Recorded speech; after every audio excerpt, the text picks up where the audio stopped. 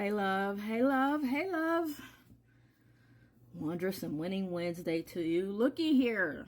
Until my alarm went off, I actually forgot that today was Wednesday.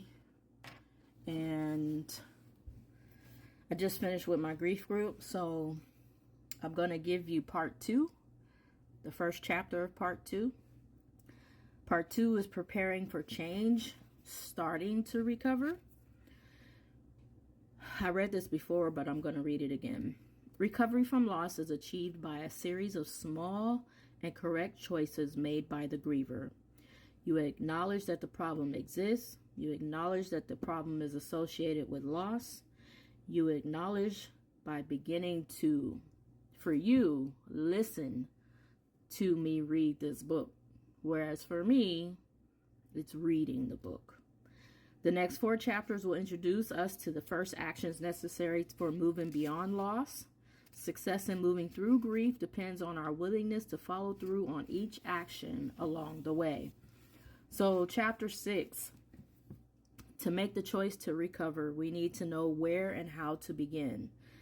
3 words that help us begin the process of recovery are different, better, more.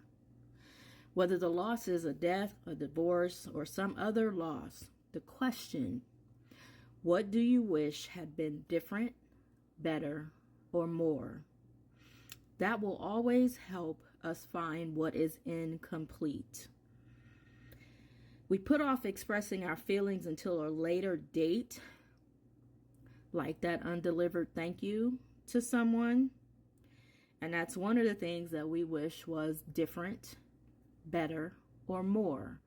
Like, for instance, with my Uncle Steve, not thoroughly and deeply talking to him about how he filled in the gap. You know, he wasn't my biological uncle, but he was more of a father to me than my own. You know, Uncle Steve is who you always saw me in the car with, like that first year and a half after this malpractice back in 2022, because he was the one that was taking me to my post-op. He was the one that came to visit me at the hospital. He was the one that was coming to sit with me when I needed to talk or to cry or just to have somebody there. You know, Uncle Steve was the one that let me stay with him for a little while when I needed a place to stay.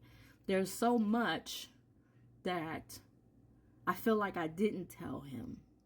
Though I was there for him when he needed me, there's a lot that I feel like was left unsaid, you know? So, yeah. And with baby, had I just given more attention to the fact that he was acting differently, perhaps I could have gotten him to the vet a lot sooner and he would still be here. I wouldn't have bronze, but baby would still be here, you know? And I wouldn't be going through that trauma of seeing him dying right before my eyes. That replays constantly. I can't get the vision out of my mind. Many of us mistakenly call this guilt, wishing that things could somehow have been different, better, or more. Is not the same as feeling guilty. If we do not identify different, better, or more, we begin to make the death or other loss responsible for how we feel, how bad we feel. We believe that someone or something else is responsible and we're unable to recover.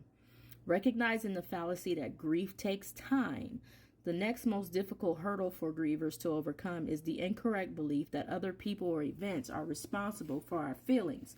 Many have the tendency to say, so-and-so made me angry. You make me feel so proud. So-and-so ruined my day. This starts the early influence learning. You make me happy. Don't make daddy mad. Don't make such and such mad. We start learning that actions cause feelings. This is a major contribution to the victim mentality. To paraphrase Eleanor Roosevelt, no one can make you feel bad about yourself without your permission, which in a way I don't think is true, because people do that to children all the time. And then we grow up broken, having to heal from something. When we make other people or events 100% responsible for our feelings or causing our feelings, we also make them 100% responsible for ending our feelings. What ruins the picnic, the rain or one's attitude about the rain? The truth is, and answer is that both. Can't do anything about the rain, though. What we can do something about is our attitude about it. The same is true for almost all losses. What causes my grief, the loss or the reaction to the loss? The answer again is both. We cannot undo what has happened. We can do something about our reaction. We can acquire skills to help us complete our relationship to the pain, disappointment, frustration, and heartache caused by what's happened. It boils down to the belief that, quote unquote, they make me angry, leads to an almost automatic critical response toward anyone or anything we misperceive as being responsible for our feelings. We become expert at other examination rather than self-examination. As children, we couldn't change the actions of our parents or other adults, but we must take responsibility for our current reaction to what happened in the past. Otherwise, we will forever feel like the victim or a victim. And that made me think about my father wounds. They still hurt. I ain't gonna lie. And I ain't gonna front. I just need to figure out how to recover from it. It's bad enough that horrible things happen to us. Sometimes it becomes diabolical when we sustain and recreate the pain through our own memories. And that's a problem that I have, a bad one. We were not taught correct skills to complete the pain caused by the memories of long ago events. Most are advised to just, quote unquote, let it go, get over it, move on. Really? What's done is done. It is what it is. No, it's not. It would be ideal if the brain and the heart could simply dismiss the problems and move on. It doesn't work that way. Nothing can change until we take responsibility for our own recovery, even if that is just 1% responsibility. That 1% can open our head and our heart to the path of recovery. Recovery is always possible, even if we're working alone. If you have a choice, the best is to work with a partner or others. When my goddaughter Kiara died, I went to grief groups because it was a pain that I had never experienced before with other losses, and I felt like I couldn't do it. I needed to be around people. The rule, though, is to try to be around someone who has a different loss. Even though when, like, we lose a family member, most of us are grieving with families. Or if it's a friend, we're grieving with friends over the friend that we've lost.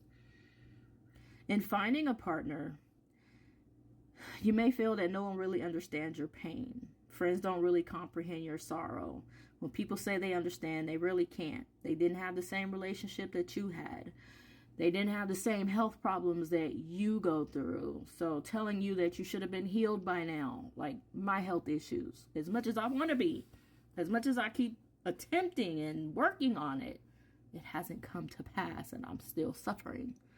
So it's very challenging to forgive and forget when I'm constantly going through